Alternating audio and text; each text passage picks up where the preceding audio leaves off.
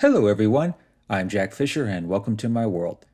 And today, I'm going to lay out part one of my elaborate plan to reboot Ultimate Marvel. Now, to understand the origins and context of this plan, I highly recommend you check out my previous video on this endeavor. In it, I make the case that Marvel should do a full reboot of the Ultimate Universe. Not a relaunch, not a revamp in which Miles Morales or Ultimate Reed Richards try to fix everything. I'm talking full-on reboot, no connections to the previous Ultimate continuity or mainline continuity whatsoever.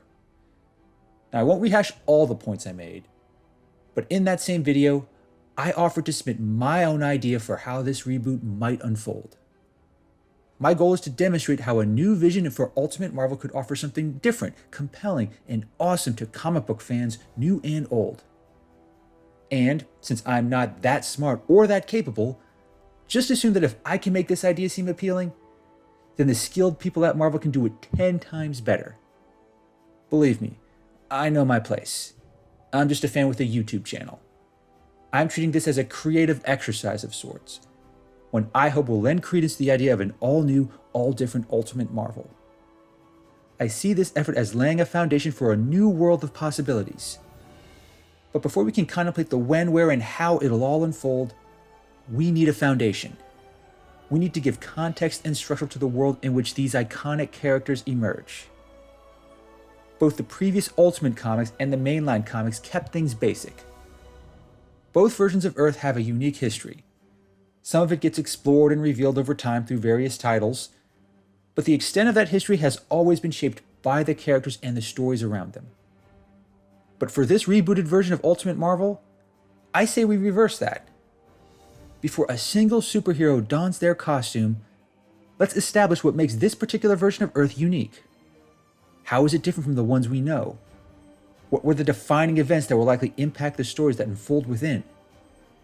Most importantly, we also need to establish why this world needs superheroes, why it has all these fanciful elements involving magic, mutants, aliens, and monsters.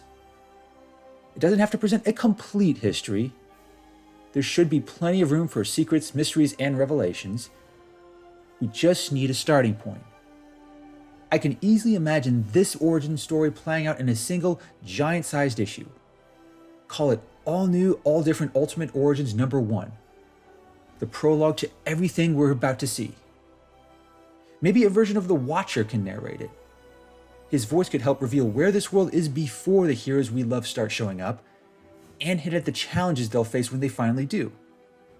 And setting it all up, I'll try to channel that voice as I present this foundation for a new Ultimate Marvel.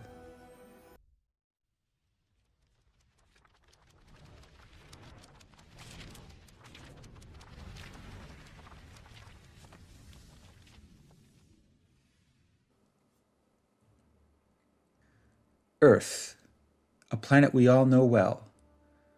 One full of many remarkable creatures. On the surface, this Earth is like many others throughout the cosmos. But a confluence of fate, circumstances, and consequences ultimately made it distinct. Its history, as well as humanity's, was unexceptional for most of its existence. Humans evolved from primitive primates into a race capable of building vast civilizations. And for much of that history, they remained confined to their small, insignificant place in the galaxy. But little did they know that in the vast cosmos above them, a massive, galaxy-spanning war was raging. While humans were just mastering the printing press, the mighty Kree and Skrull empires fought for control. While the two empires had been at odds for eons, this war was supposed to be the endgame, the final showdown to decide who would reign supreme. It unfolded over the course of 1,000 Earth years. In that time, Kree and Skrull armies clashed throughout the galaxy. Many advanced civilizations, the Shi'ar, the Chitauri, the Badoon, the Brood, and the Spartaxians, they were all affected, either directly or indirectly, wittingly or unwittingly. It was so devastating and far-reaching. None could escape its scope and breadth. Entire worlds were ravaged, stars destroyed, entire civilizations upended or wiped out. Finally, after centuries of battle, the long-dormant Celestials took notice. Rather than allow this war to continue, they unleashed the Destructor, sending him to the war-ravaged galaxy empowered with energy second only to the power cosmic itself. And in the span of a single Earth year, the Destructor released what came to be known as the first Annihilation Wave. It started with a warning, one that echoed loudest on the Kree and Skrull homeworlds. It was as clear as it was ominous. This war had gone too far for both of them. Now, for the good of the universe, the Celestials were ending it. There would be some mercy. Neither species would be wiped out completely, as their war had only consumed a single galaxy. But they, their population, and their empire would be severely culled. And should they attempt another war, the Celestials would not be so merciful. From there, the waves swept across the galaxy. Planets, moons, ships, and armies by the trillions succumbed. Many attempted to flee. Very few were spared. When all was said and done, the galaxy fell eerily silent. But, in wake of this destruction, some of the wrecked ships found their way to several backwater planets. Whether by fluke or fate, a large collection of debris, some from Kree and some from the Skrulls, found its way to Earth. Around this same time, human civilization had entered what it called the early 20th century. Their development had reached a critical stage. They were just starting to investigate the nature of reality.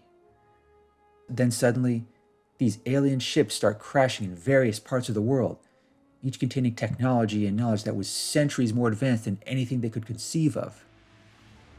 While the general public knew only rumors and conspiracies, the rush to obtain this advanced technology began. All over the world, it became the most precious of all commodities. Scientists, rulers, inventors, military leaders, and business interests rushed to develop it. Among them included the likes of Howard Stark, Abraham Erskine, Johann Schmidt, and Nathaniel Essex.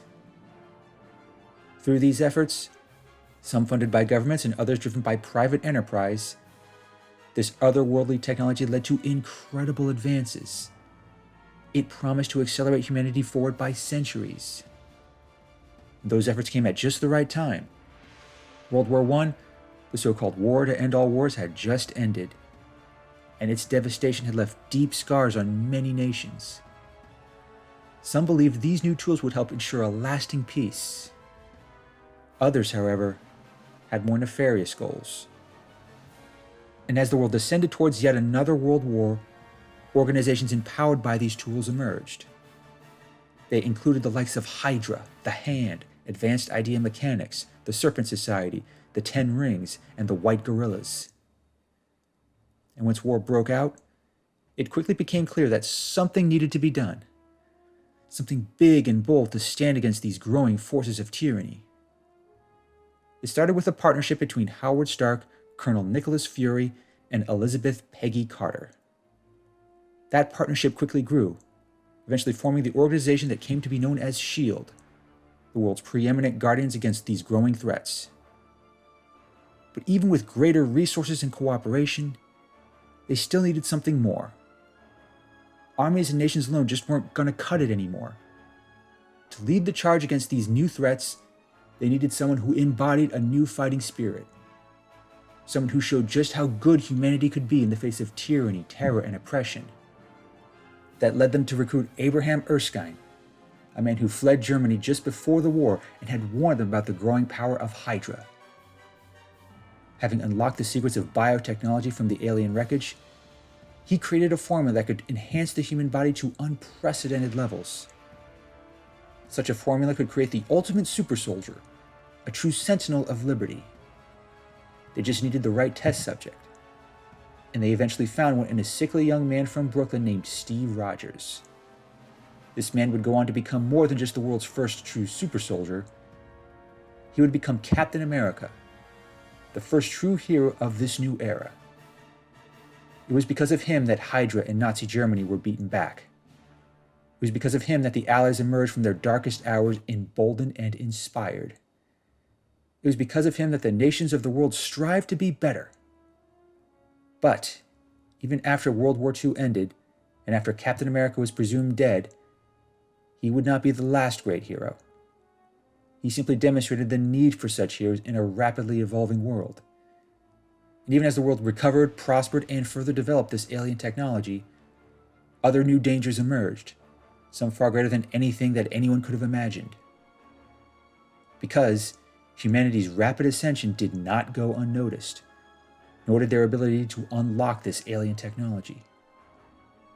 To confront these great challenges, more heroes were needed, and bringing them together to stand united, well, that's only a small part of a much larger story. Now, I apologize if that got a little too fan fiction-like. As I said earlier, my intent isn't to say that this is how a new Ultimate Universe should take shape. This is just one way it could manifest. It's not just a chance to start a new Marvel continuity from scratch. It's a chance to go hard on the world building. And to do that, I say treat this world like a character unto itself. Give it its own unique history, but with many familiar elements. Most longtime Marvel fans know about the Kree-Skrull War, the Annihilation Wave, S.H.I.E.L.D., and the Super Soldier program that made Captain America. All I did here was set up a world that brings these elements together in a new way. From here, you have a foundation. You have a history and context to work with. You also clearly establish that heroes didn't just show up for no reason in this world. There were various motivating factors behind it. For a long time, this world was just like ours. Then suddenly, there's this alien technology that crashes down, technology that came from this massive interstellar war. And it acts like a catalyst in this new Ultimate Universe. It gives a reason for why S.H.I.E.L.D., Captain America, and superheroes in general emerge. It also gives a reason why villains like Hydra, AIM, and the Red Skull emerge. That same reason opens things up for other stories involving other iconic Marvel characters. Building them around this world, this new, unique continuity, it could make for some truly amazing stories. It wouldn't just be different. It would offer an experience not unlike that of the Marvel Cinematic Universe. One of connections, consequences, and revelations. I think that would definitely get comic fans excited. It sure as hell would get me excited. But I'm not done envisioning a new Ultimate Universe just yet. After all, this was just an origin story of the world itself. It establishes why this world needs superheroes. But how do these superheroes assemble? And how do they carry themselves in this world? To answer that question, I'll need to do another video. In part 2, I'll present my vision for how the Avengers could work in this rebooted Ultimate Universe. Stay tuned for that and plenty more as I continue this exercise in marvelous world building. Thanks for watching, everyone, and thanks for joining me in my world. Please remember to like, comment, and subscribe. Until next time, take care and stay safe.